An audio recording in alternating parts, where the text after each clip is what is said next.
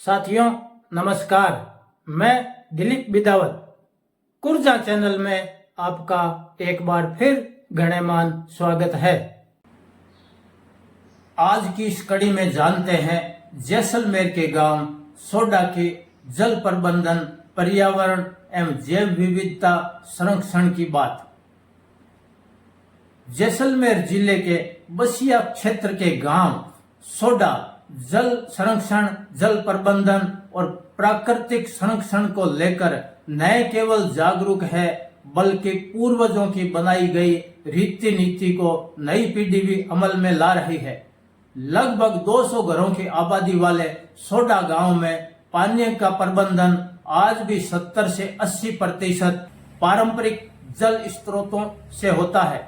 गांव के लोग समय समय पर जन सहयोग, सरकारी योजनाओं एवं स्वैच्छिक संगठनों की मदद से जल स्रोतों के जीर्णोद्धार का कोई अवसर नहीं छोड़ते। तो जानते हैं कि पेयजल संसाधन यही पारंपरिक जल स्रोत हैं। गांव के युवाओं के दृष्टिकोण को समझें तो उनका कहना है कि सोडा गांव की प्राकृतिक संरचना जल प्रबंधन के अनुकूल है तथा योजनाबद्ध तरीके से जल संरक्षण पर काम किया जाए तो आसपास के 20 गांवों के पानी की आपूर्ति हो सकती है।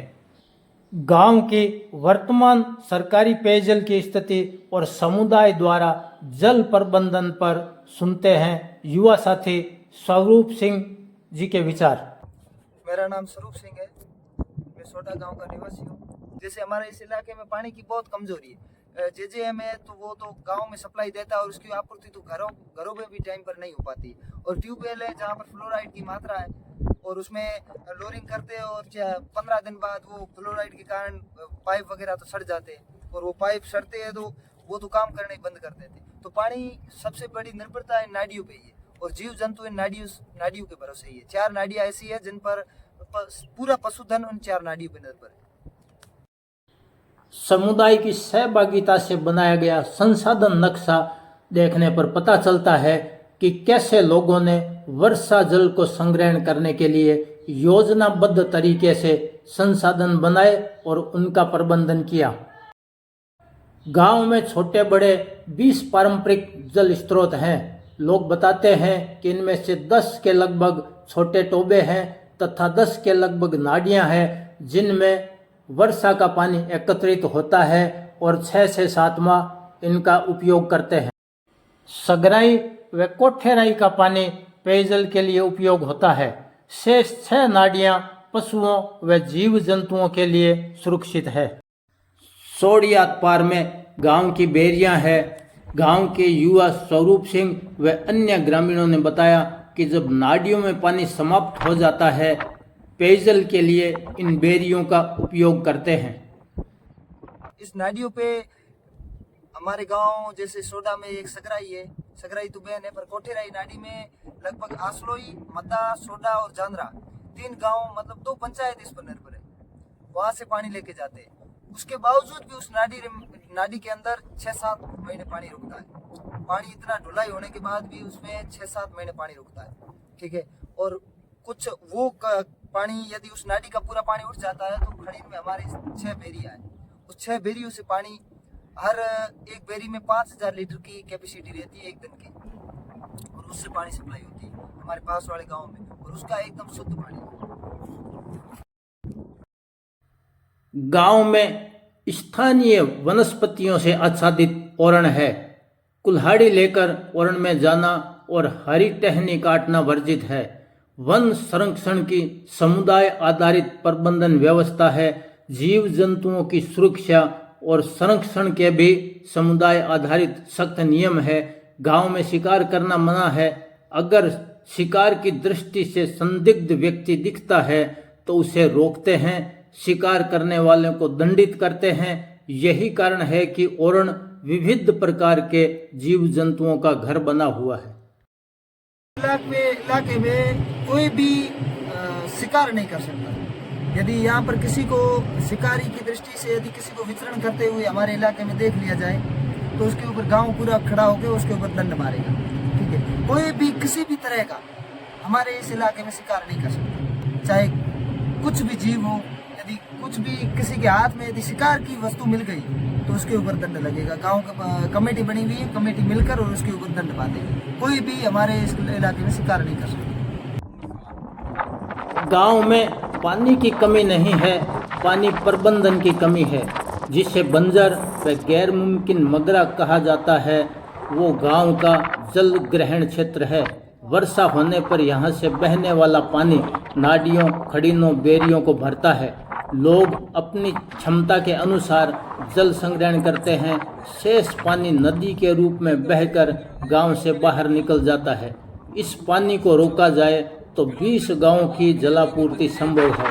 स्वरूप सिंह बताते हैं कि जगह पे आज अपन खड़े हैं वो सोडा गांव से समथिंग 4 किलोमीटर आगे रामदेव जी के थान के पास एक बड़ा सा, हम इनको सोडियर का नदी बोलते हैं, सोडियर नदी, उसके बीच एक पहाड़ों के बीच में है।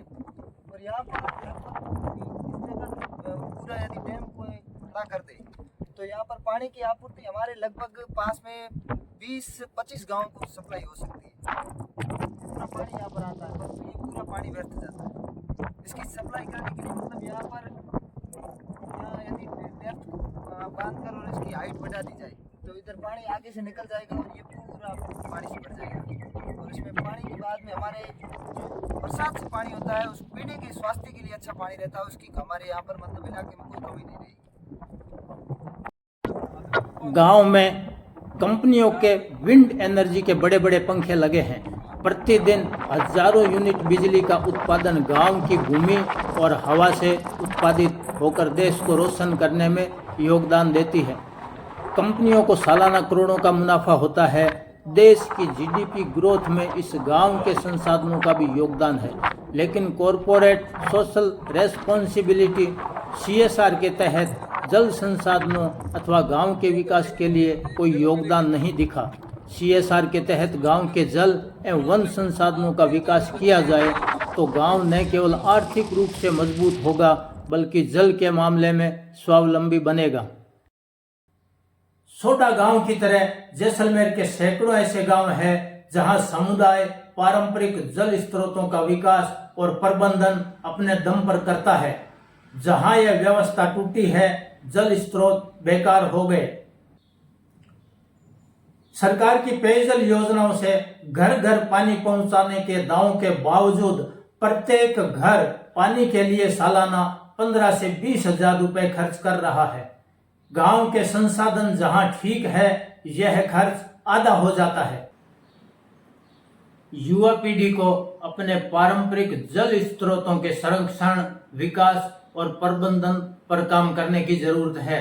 सरकारी योजनाएं, विशेषतः महात्मा गांधी नरेगा, जिसका नाम अब विकसित भारत गारंटी फॉर रोजगार एवं आजीविका मिशन ग्रामीण VBG रामजी हो गया है, से हर साल करोड़ों रुपए इन जल स्रोतों के विकास पर खर्च हुए हैं और आगे भी होते रहेंगे।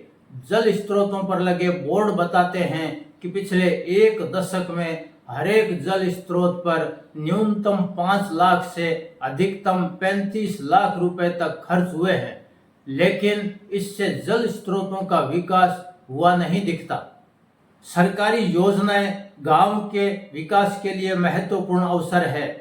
युवाओं को इन योजनाओं से जल स्रोतों का विकास सही तरीके से क्रियान्वित करने की ओर ध्यान केंद्रित करना चाहिए। साथ ही पारंपरिक जन सहयोग बिराड़ की प्रथा को पुनर्जीवित करना चाहिए। भविष्य में यही संसाधन काम आएंगे। यह जानकारी कैसी लगी कमेंट में जरूर बताएं। जानकारी अच्छी लगी है तो वीडियो को लाइक व शेयर करें। चैनल को सब्सक्राइब कर सहयोग प्रदान करें। अगली कड़ी में फिर मिलेंगे, तब तक के लिए आज्ञा दें। धन्यवाद।